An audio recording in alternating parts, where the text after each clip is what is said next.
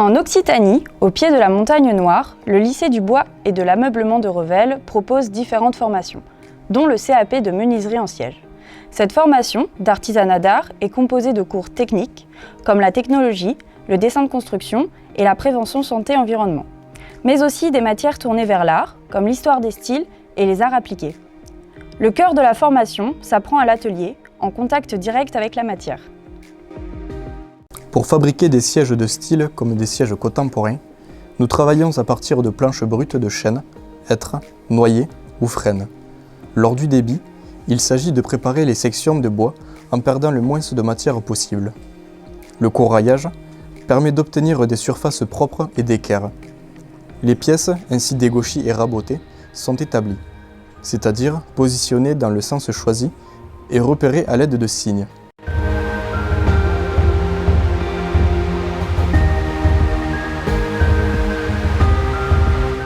La mortaiseuse permet de réaliser en partie les solides assemblages à tenons mortaise qui maintiennent les pièces entre elles.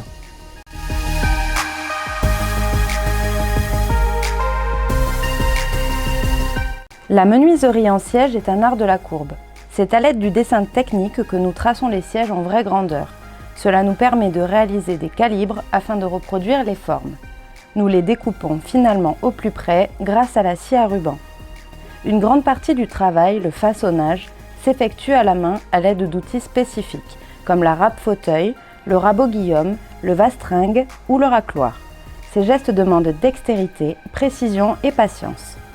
Lorsque les assemblages et les différentes parties du siège sont ajustés, le collage de l'ensemble constitue une étape importante qui se prépare avec soin. Il reste enfin la finition, qui consiste en de derniers affleurages, l'effacement des traces, le ponçage et l'application des vernis, cire ou huile. Si tu souhaites toi aussi te former à la fabrication artisanale de sièges, tu peux postuler à ce CAP en 1 an. Il te faut pour cela être déjà en possession d'un CAP ou bien d'un baccalauréat. Les conditions d'admission sont trouvables en ligne sur le site de l'établissement. À la suite de cette formation, tu pourras poursuivre ton cursus avec un CAP des arts du bois ou un brevet des métiers d'art. Si tu possèdes déjà un bac, tu pourras aussi t'orienter vers un diplôme national des métiers d'art et du design. Tu pourras également entrer dans la vie active dans le domaine de la conception et de la fabrication de mobilier.